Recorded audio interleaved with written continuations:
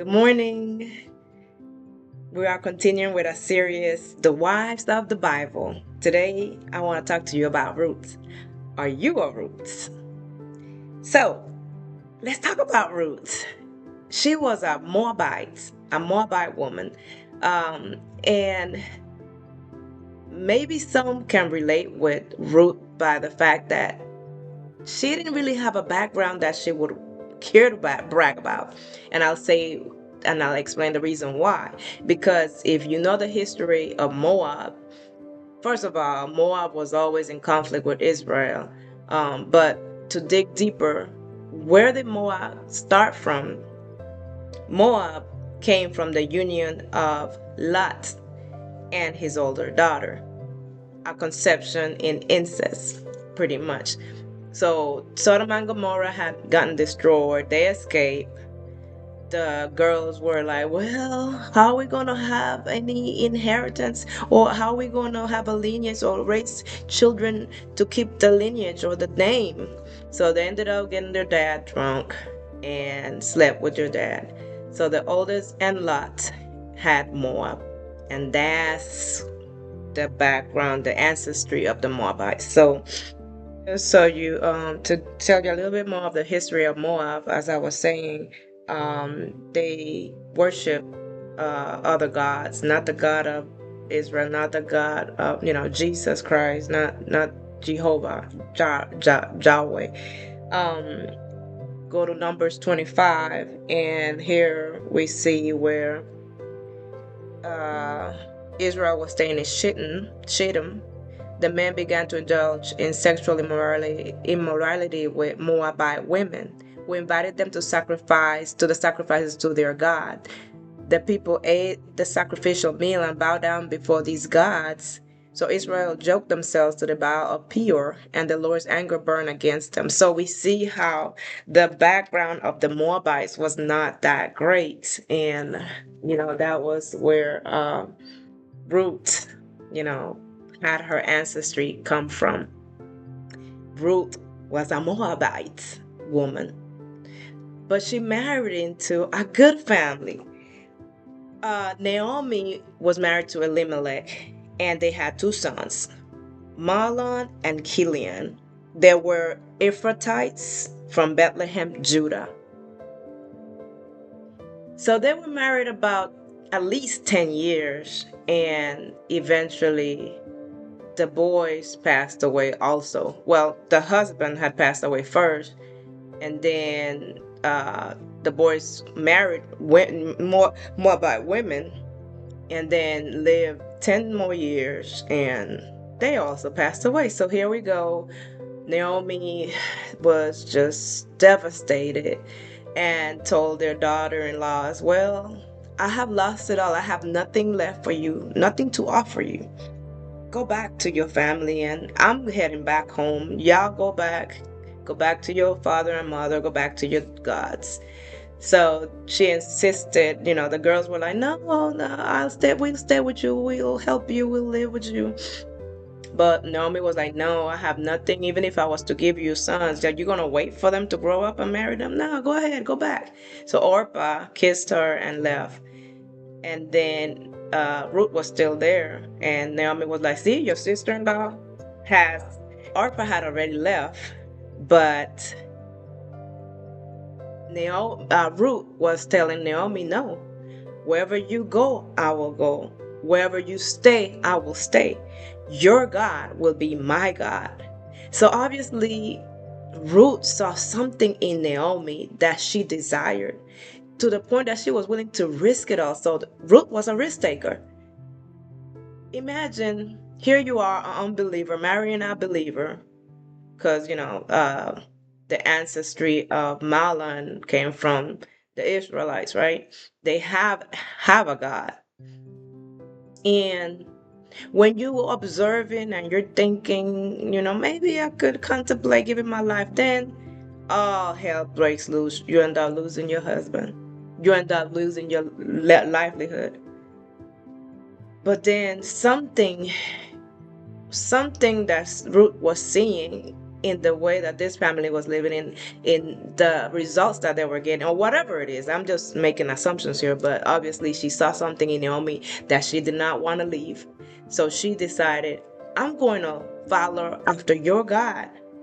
I'm not going. Not only death can separate us, if it could. So Naomi decided, okay, all right, you can come with me. So they went back to the land of Judah. Um, are you contemplating leaving something that's familiar to you? Are you in a position where, like, I know that I feel like God is leading me somewhere? I'm scared, but I'm gonna step out in faith. Ruth risked it all. She left her father, her mother, everything that was familiar, her land, to go to an unfamiliar land, somewhere that she's never been before. She did this in honor of her husband by serving her mother-in-law. She was a servant. She had the heart of a servant.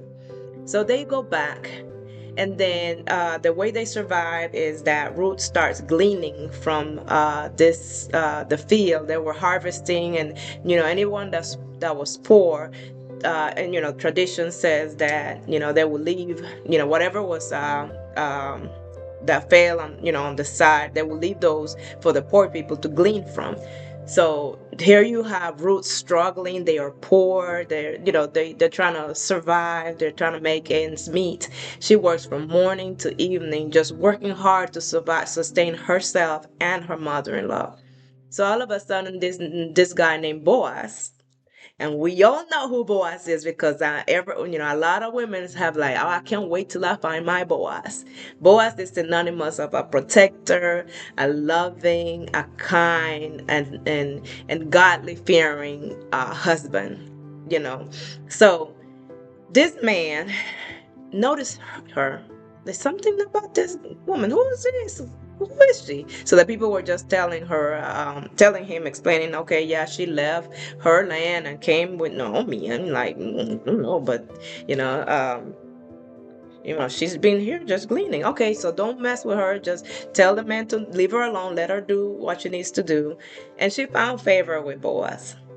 Eventually, to cut this story short, you can read the whole chapter for yourself, but I want to just draw the main points. Is that Boaz was called the guardian redeemer for the family, but he was the second one in line.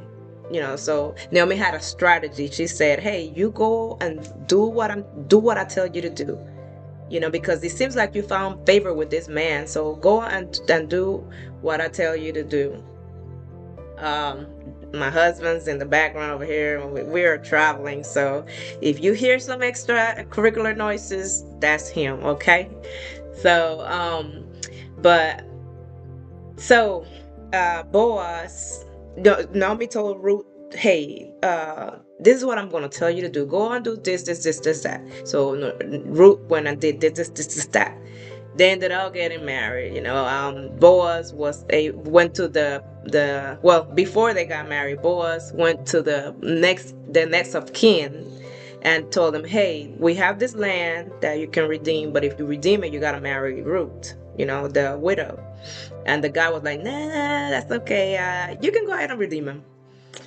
I don't want to mess with my inheritance, my heirship and all that stuff. You go ahead and do it if you need to. So Boaz ended up redeeming the land and Ruth.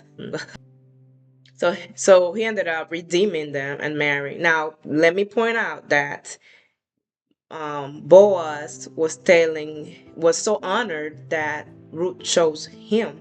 He was like, you could have went with any of these young guys, whether poor or rich. You could have just gone with somebody younger, but you chose me. So I'm assuming that he was much, much, much, much, much, much, much older. So, but the point is that she was known to be a noble woman, like Proverbs 31. Even the people blessed Boaz, saying, the woman that you marry is going to be like Leah and Rachel. If you know, Leah and Rachel were the ones that built up the 12 tribes. From them came the 12 tribes of Israel. But then they also liken her to Tamar. Now, if you know the story, go back to Genesis 38. Tamar, how um, after this grace, she was key in the lineage that led to Paris. So basically, Judah had sons. The one of the sons was married to Tamar, but he ended up dying. So in tradition, what they used to do was, okay, so now the next boy had to marry the sister-in-law and produce children unto the brother. But he didn't want to do that, so he spread his semen on the ground and he ended up dying for that. So then now you have the youngest son, and Judah was like, I'm not giving her my son because then he will die too. So he just gave her an excuse. She ended up tricking Judah into sleeping with him and ended up pregnant and having Perez. So, I mean, you can study that on your own. But the point was, they likened Ruth to Leah and Rachel, important in the lineage that led to the 12 tribes, and Tamar, important and key in the lineage that led to Perez, which then the lineage leads to Boaz, and then Boaz and Ruth has Obed, and from there came Jesse, the father of David, and then eventually King Jesus. So here we see this woman that came from a horrible background, marrying into a good family, but losing it all, pursuing God despite of all that, working hard, being a risk taker, a God-fearing woman, noble, just like a Proverbs 31, drawing her to herself, our Boaz. Now, I was going to make this point too. If you want a Boaz, you have to be a Ruth. You have to become a Ruth in drawing you know, because Boaz is only gonna take notice of a noble woman, of somebody that will complement and help him in his mission, in his purpose. So she became key in the lineage that led to Jesus.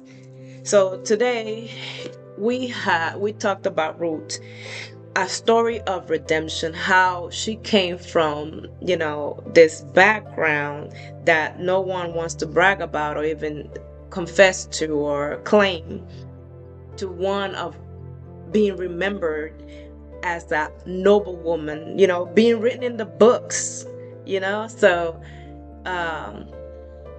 if you are a Ruth, you are married to a good husband. Even if he's not acting like it right now, you become that Ruth, you will pull out the Boaz of the husband that you have already married. Or if you're single, become Ruth to draw that Boaz. And that, I'm going to repeat that again. Even if you're not married to the Boaz right now, become that Ruth. And I'm speaking to myself too. I mean, not talking about my husband. I'm just saying that the more that we become that noble woman, the more that we can be influencers to help our husband become the Boazes, the God-fearing man, the men of valor that they need to become.